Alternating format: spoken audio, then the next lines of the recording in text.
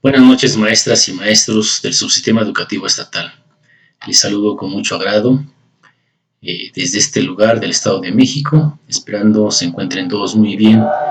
A continuación, trataré de explicar a ustedes en este video los perfiles profesionales, criterios e indicadores para docentes, técnicos docentes, para el ciclo escolar 2020-2021.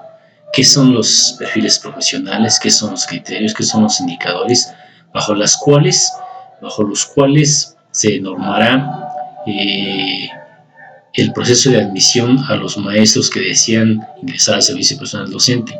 Pero también, ¿qué son esos perfiles profesionales, criterios e indicadores para nosotros los maestros en funciones? ¿Cómo debemos abordarlos a través de nuestra práctica cotidiana? ¿Para qué nos sirven? De eso tratará este pequeño video, aunque únicamente daremos la introducción en razón de que están organizados en 4 dominios, 4 ámbitos, 4 campos del desempeño profesional docente, que son difíciles de explicar en una sola ocasión. Por eso mismo esta es la introducción y después en próximos videos explicaremos dominio por dominio hasta terminar los 4. Bien, para entrar precisamente en materia y explicar qué son estos dominios, criterios e indicadores,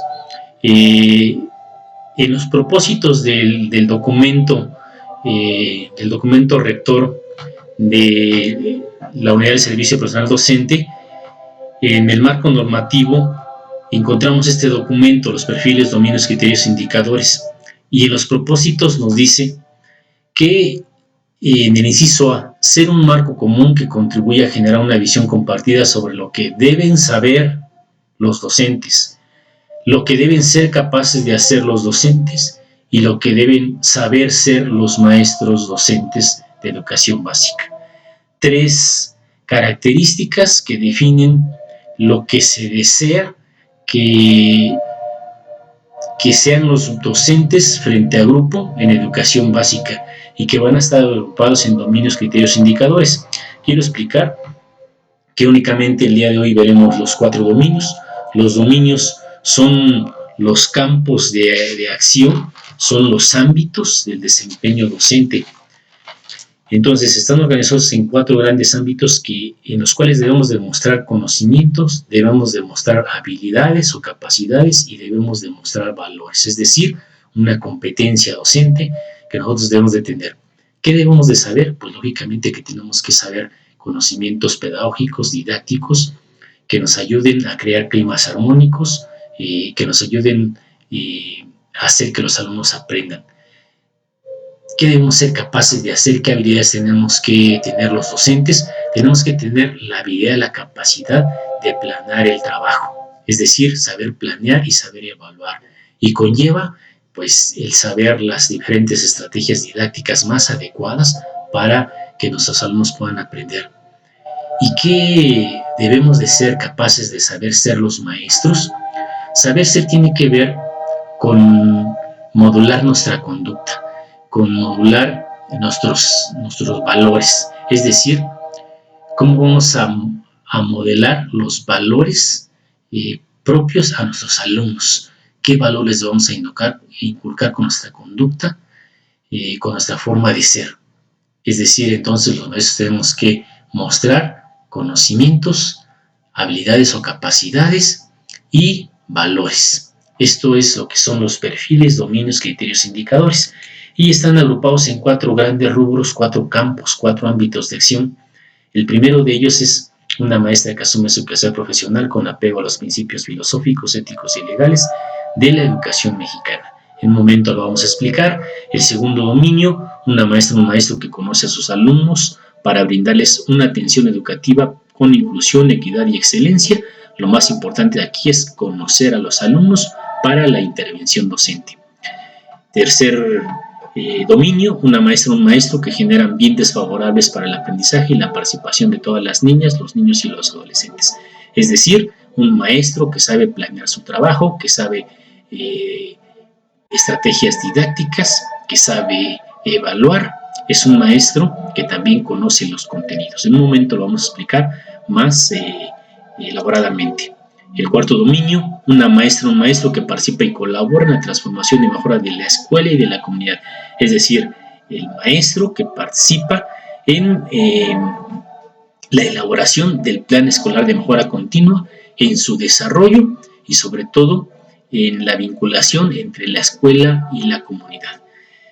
A grandes rasgos estos son los cuatro dominios, los cuatro grandes dominios que vamos a verlos en este momento uno por uno. El primer dominio, que es una maestra, un maestro que asume su quehacer profesional con apego a los principios filosóficos, éticos y legales de la educación mexicana. Nos están pidiendo un maestro y una maestra que apeguen su práctica pedagógica a los principios filosóficos, éticos y legales. ¿Cuáles son esos principios filosóficos, éticos y legales? Los principios filosóficos los vamos a encontrar principalmente en nuestra Carta Magna, concretamente en el artículo 3 constitucional y los que tienen que ver con él, como es el 31 y el 73. ¿Qué dice el artículo 3 constitucional? Pues nos dice, en lo general, cuál es la base de nuestra educación mexicana. ¿A qué aspiramos con la puesta en práctica de la educación en las aulas, en las escuelas? Y es como el eje rector hacia dónde queremos que vaya nuestra educación. Nuestra educación tiene varios criterios que dice que debe ser gratuita, que es un derecho, la educación es un derecho que no les podemos quitar a nuestros alumnos.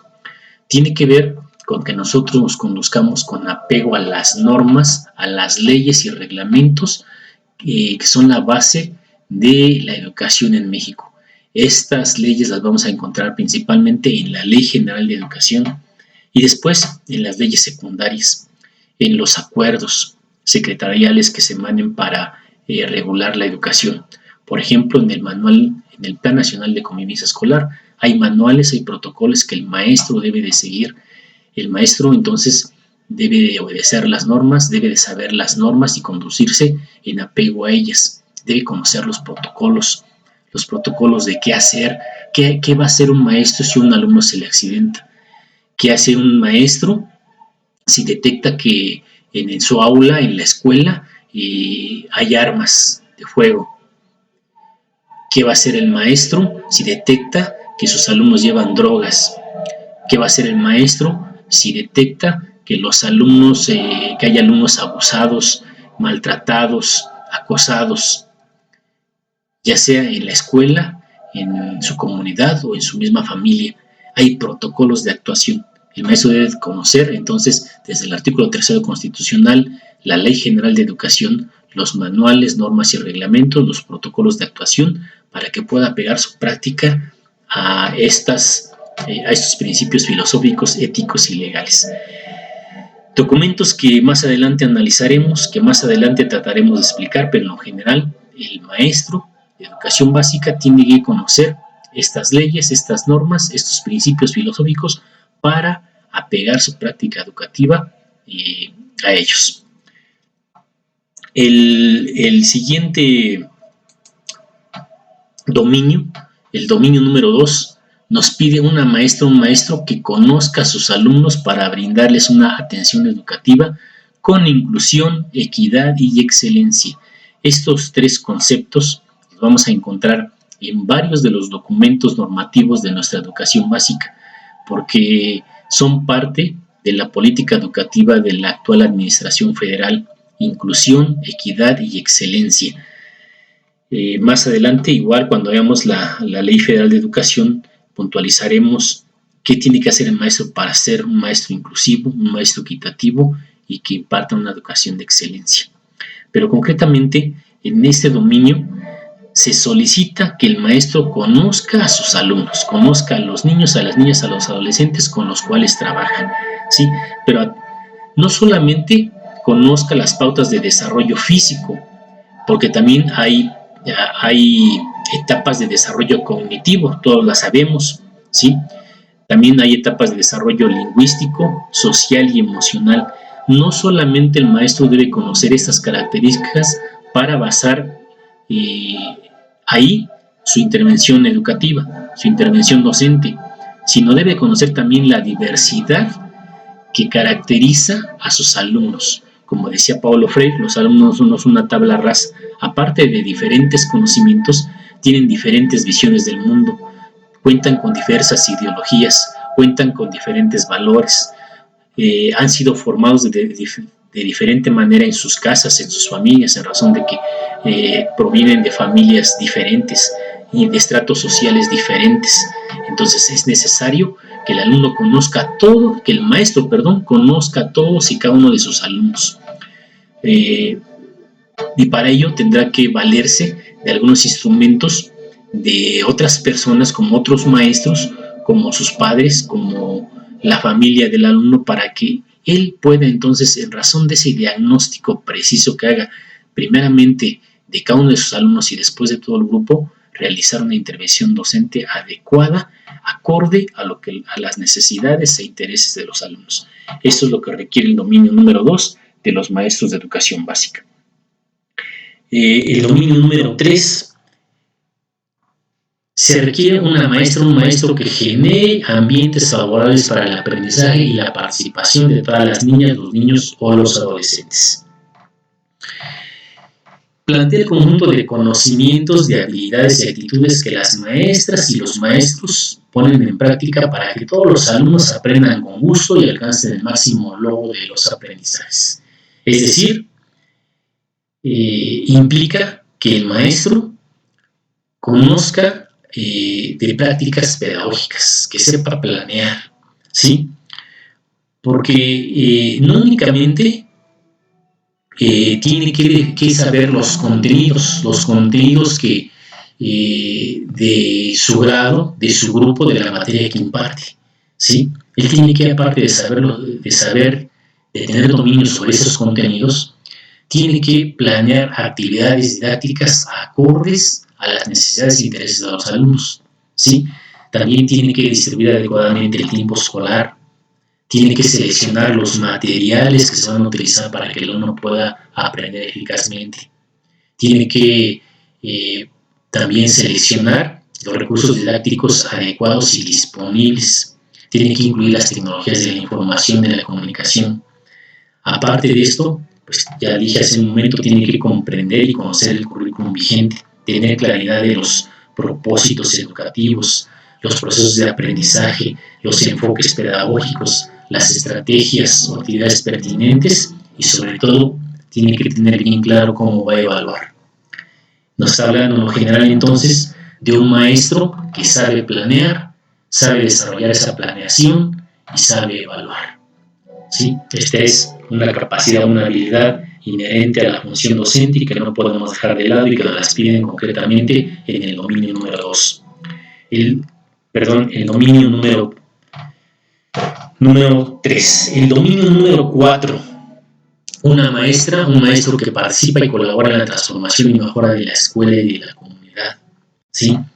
Este dominio, este campo de acción, este ámbito de acción, nos solicita un maestro que participe en el plan escolar de mejora continua, que colabore en la gestión escolar, es decir, que no se desentienda, que no piense que el director es el que debe conducir a la escuela y que él es el único responsable de lo malo y de lo bueno que pasa en la escuela. No, porque a veces hay maestros indolentes que dicen, pues es mi grupo, es mi clase, yo cumplo con dar mi clase, cumplo con atender a mis alumnos, cumplo con mi tiempo, y si la escuela se cae, pues es problema del director. Ese maestro pues ya no tiene cabida en esta nueva política educativa. Aquí se requiere un maestro que participe primeramente en el Consejo Técnico donde se elabora el Plan Escolar de Mejora Continua, que es el documento rector de todas las escuelas, porque ahí van a estar plasmadas las actividades que tengan que ver con la mejora de los aprendizajes de los alumnos principalmente, ¿sí? Entonces el maestro tiene que participar en este Plan Escolar de Mejora Continua, no tiene que desentenderse, tiene que participar en su planeación, en su desarrollo y en su evaluación, porque los resultados de ese plan escolar de mejora continua nos servirán o le servirán a toda la escuela para la reelaboración de este plan para el próximo ciclo escolar, ¿sí? Entonces, aparte de que el maestro debe participar para la mejora de los aprendizajes de la escuela, para la mejora al interior de su aula y de la institución, el maestro también tiene que participar en crear un vínculo entre las familias, la comunidad y la escuela. ¿Sí? El maestro es un líder social por excelencia. Por lo tanto, él debe ser un puente para que las familias se acerquen, para que las familias se hagan responsables, corresponsables de la educación de sus hijos. Entonces, el maestro debe crear alianzas con la comunidad a fin de que se compartan valores, normas de convivencia, se aporten saberes y prácticas culturales. Pero sobre todo el maestro tiene que ser respetuoso de la comunidad, respetuoso de la cultura, ¿sí? Entonces, él en base a esos valores podrá acercarse a los alumnos, acercarse a sus familias y vincular la escuela con la familia, la comunidad. De esta manera no se crearán espacios o escuelas encerradas en cuatro muros. La escuela tendrá que abrirse a la sociedad, la escuela tendrá que vivir con la comunidad en la cual se encuentra instalada y bueno, colaborar con ella para el desarrollo no solo de los alumnos, ¿sí? De las familias, de la comunidad y por ende de la transformación social que nuestro país requiere y que esta nueva política educativa, la nueva escuela mexicana demanda. La transformación de la sociedad y para ello nos da esta responsabilidad a los maestros de que somos el vínculo entre escuela, familia y comunidad. Es todo y cuanto en lo que refiere a la explicación breve de estos 4 dominios que conforman lo que se requiere del maestro de educación básica. Les agradezco su atención, muchas gracias, espero que vean los próximos videos. Buenas noches.